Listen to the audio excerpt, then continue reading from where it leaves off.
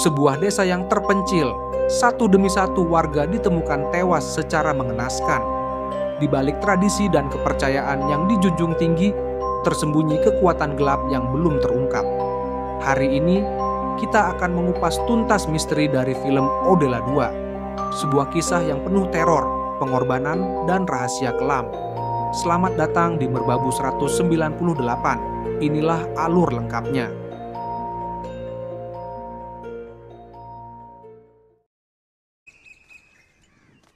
Di awal cerita, kita melihat seorang gadis kecil membawa kepala seorang perempuan yang bernama Rada ke kantor polisi. Mereka semua ketakutan. Kejadian ini mengingatkan mereka pada peristiwa 6 bulan lalu. Saat itu, Rada juga datang menyerahkan diri setelah membunuh suaminya yang bernama Tirupati dan membawa kepalanya.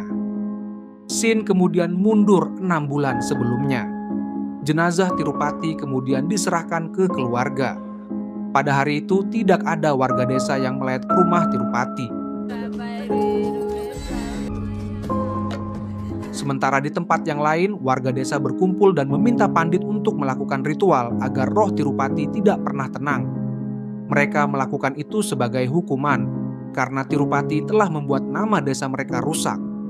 Pandit mengatakan bahwa jasadnya harus dikubur dengan cara berdiri, dimandikan darah ayam hitam, dan dibungkus kain hitam. Karena tidak ada yang mau membantu penguburan, akhirnya keluarga Tirupati menguburkan jenazahnya sendiri. Ketika sampai di tempat, tiba-tiba warga desa bersama pandit datang dan langsung melaksanakan ritual sesuai petunjuk pandit. Mereka mengubur jasad Tirupati di bawah pohon tempat biasanya bangkai binatang dikubur. Sebelum dikubur, roh Tirupati bersumpah akan membalas dendam kepada semua warga desa atas apa yang telah mereka lakukan.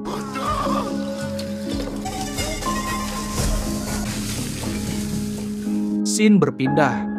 Kini suasana desa terlihat gembira karena ada pernikahan setelah sekian lama. Namun saat pandit pulang dari upacara, ia dicegat beberapa pemuda mabuk. Mereka menawarkan minuman dan mulai membicarakan hal buruk tentang pengantin wanita. Salah satu dari mereka bahkan mengatakan akan memperkaosnya, dan jika ketahuan akan menyalahkan roh Tirupati. Pandit marah dan pergi dari sana. Namun saat mencari tempat buang air, ia mendekati kuburan Tirupati. Kakinya tertusuk duri, dan darahnya menetes ke makam. Hal ini membuat roh Tirupati merasuki tubuh pandit. Setelah dirasuki, pandit langsung mendatangi pasangan pengantin. Ia membunuh sang suami lalu menyerang istrinya. Roh Tirupati kemudian memperlihatkan wujud aslinya, mencabik kulit kepala wanita itu, lalu membunuhnya. Polisi kemudian menangkap Pandit Ji. Pandit berusaha menjelaskan bahwa ia tidak tahu bagaimana bisa sampai ke tempat kejadian setelah pergi buang air. Namun polisi tidak percaya dan memukulinya. Pandit juga menceritakan tentang para pemabuk yang sebelumnya mengucapkan kata-kata kotor tentang gadis itu. Akhirnya, polisi juga menangkap dan menghukum mereka. Setelah itu, kita diperkenalkan seorang pria bernama Allah Bakshu. Ia sedang melakukan ritual pengusiran roh dari seorang gadis kecil. Setelah berhasil, ia meminta orang tua gadis itu untuk menyembelih ayam hitam di luar desa tepat tengah malam. Mereka menuruti perintah itu. Namun, ternyata roh Tirupati memakan ayam tersebut. Peristiwa ini disaksikan oleh Venkatesh, murid Allah Bakshu, yang kemudian menceritakannya ke gurunya. Allah Bakshu langsung menyadari bahwa ini adalah masalah besar dan harus segera ditangani. Tak lama, seorang pria datang mengundang Allah Bakshu ke pernikahan putrinya. Tapi dia menyarankan agar pernikahan ditunda karena suasana desa sedang tidak baik. Pria itu tidak mau karena mengira semuanya sudah aman sejak pandit ditangkap. Sementara itu di desa, perayaan pernikahan tetap berjalan dan sang kepala desa hadir. Seorang pria meledek kepala desa karena hanya memberikan sumbangan 16 rupiah, meskipun ia orang kaya. Kepala desa tersinggung dan marah. Ia pun pergi ke makam Tirupati menghina kuburannya lalu buang air di sana. Saat itu kakinya tertusuk duri dan darahnya menetes ke makam Tirupati. Hal ini membuat roh Tirupati merasukinya. Kini kepala desa yang kerasukan mulai mencari pengantin wanita. Setelah mencari-cari, ia menemukannya di ladang bersama suaminya. Ia lalu membunuh suaminya, lalu menyiksanya dengan kejam. Keesokan harinya sang pengantin ditemukan dalam kondisi yang mengenaskan. Seluruh warga desa beserta polisi berada di TKP menangis haru. Di keesokan harinya, ayah gadis itu memukuli kepala desa dan mengikatnya di pohon. Saat itulah Allah Bakshu datang dan mengatakan bahwa ini semua bukan salahnya. Ini karena kalian tidak membiarkan pemakaman Tirupati secara wajar dan malah memberikan hukuman kepadanya. Untuk meyakinkan warga, Allah Bakshu menunjukkan rekaman CCTV yang memperlihatkan sepeda Tirupati berkeliling desa tanpa pengendara. Warga pun percaya. Lalu datang seorang petugas polisi yang ingin menangkap kepala desa. Allah Bakshu mencoba menghentikannya, dan warga pun mendukungnya. Tapi petugas polisi itu mengejek mereka. Zaman sekarang masih percaya hantu? Saya akan buktikan kalian salah. Ia memutuskan untuk duduk sendiri di makam Tirupati selama 24 jam.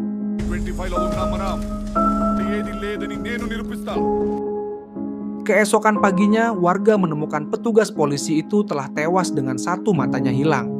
Ketakutan pun menyebar di seluruh desa. Kini, setelah malam tiba, tidak ada satupun warga yang berani keluar rumah karena Tirupati terus berkeliling desa dengan sepedanya. Untuk mencari solusi, warga mendatangi istri Tirupati di penjara yang bernama Radha. Warga pun meminta maaf telah menghukum jasad Tirupati dan memohon bantuan Radha.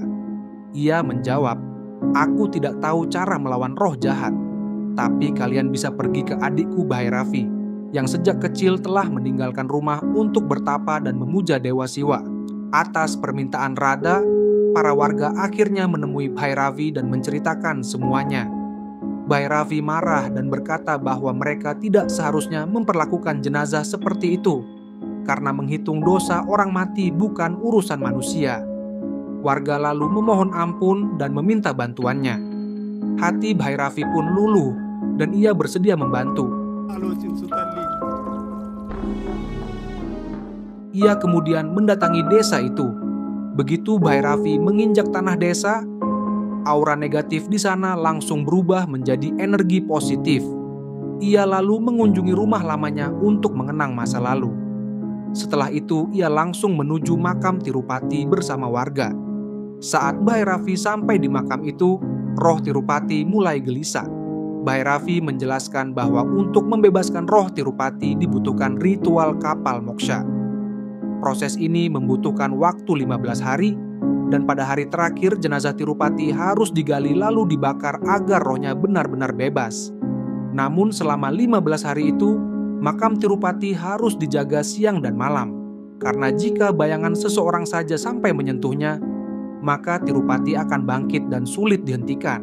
Warga meminta Bhairavi untuk tinggal di kuil Siwa selama 15 hari di desa itu, dan Bhairavi pun melanjutkan ritual dan penyesuaian spiritualnya. Beberapa hari berjalan lancar, sampai akhirnya seorang reporter dari desa lain mengirim drone untuk menyelidiki. Begitu drone itu mendekati makam Tirupati, ia langsung jatuh karena energi aneh di sana.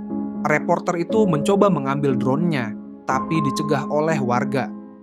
Namun di malam hari ia diam-diam datang, dan saat mencoba mengambil drone, tangannya terluka oleh kawat. Setetes darahnya jatuh di makam, dan roh Tirupati langsung merasukinya. Setelah kerasukan, Tirupati pertama-tama mendatangi Bhairavi yang sedang mandi. Namun niat buruknya gagal karena seekor ular penjaga kuil mengusirnya hingga kembali ke makam.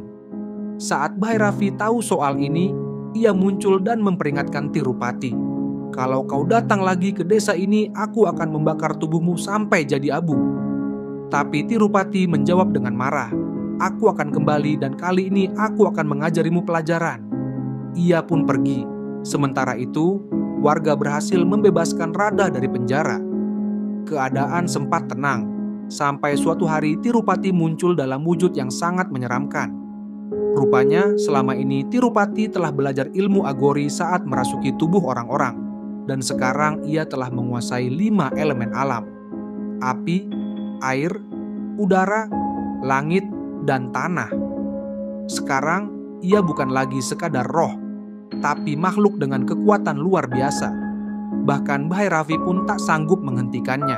Tirupati berkata kepada warga, "Kalian yang telah mengikatku, sekarang rasakan akibatnya."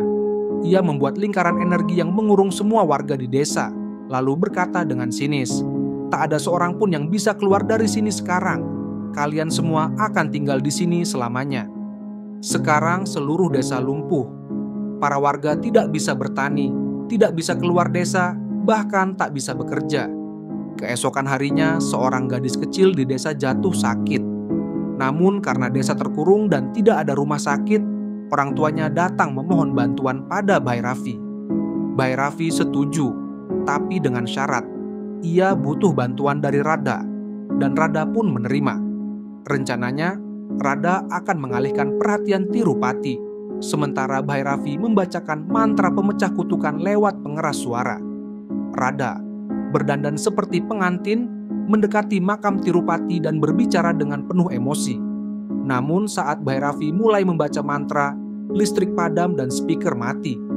Tirupati segera menyadari bahwa ia sedang dikelabui. Dalam amarah, ia memaksa anak kecil itu memenggal kepala Radha dengan menggunakan gergaji.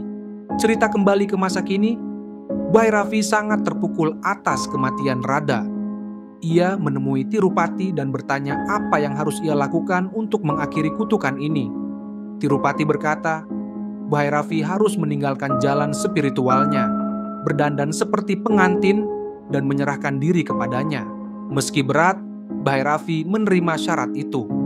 Saat para warga tahu, mereka mencoba mencegahnya, tapi Bhairavi berkata, "Jangan khawatir, Tuhan akan melindungiku." Sebelum pergi, Bhairavi mengucap Om Namah Shivaya kepada Allah Bakshu yang seorang muslim. Allah Bakshu heran, tapi lalu sadar itu adalah sandi bahwa 15 hari sudah berlalu dan saatnya melakukan kapal moksha. Malam harinya Allah Bakshu menggali makam Tirupati. Sementara itu, Tirupati telah merasuki tubuh Venkatesh. Ia datang menemui Bhairavi yang sudah siap sebagai pengantin. Ia mencoba menyentuh Bhairavi, tapi ada kekuatan tak terlihat yang menahannya. Tirupati marah. Ia menyeret Bhairavi ke depan warga dan menyiksanya. Bhairavi terus membaca mantra meski dipukuli. Tirupati memaksa Bhairavi menyebut namanya, tapi Bhairavi menolak. Ia pun menghantam Bhairavi hingga terpental ke tebing. Seorang gadis kecil berbisik ke telinga patung memohon perlindungan untuk Bhairavi. Saat itu pula Nandi muncul secara ajaib, membuat warga yakin Tuhan sedang menyertai mereka. Tirupati mulai panik, namun sang petapa berkata, bukan Nandi yang akan menyelesaikannya, tapi Bhairavi sendiri. Tirupati lalu menyerang seluruh desa, membuat darah keluar dari hidung dan mulut warga. Tapi tepat saat itu, Bhairavi sadar kembali, dan dengan suara terakhirnya mengucap mantra. Dan pada saat itu pula, Dewa Siwa sendiri muncul dan menghadiahkan Trisula suci. Dengan kekuatan Trisula itu, Bhairavi menarik roh Tirupati keluar dari tubuh Venkatesh dan menusuknya. Di sisi lain, mayat Tirupati yang digali oleh Allah Bakshu langsung terbakar dengan sendirinya. Roh Tirupati pun akhirnya bebas. Namun di akhir film, saat semua tampak damai, warga melihat sepeda milik Tirupati di desa. Sebuah isyarat jelas, Tirupati belum benar-benar musnah. Dan disinilah film berakhir.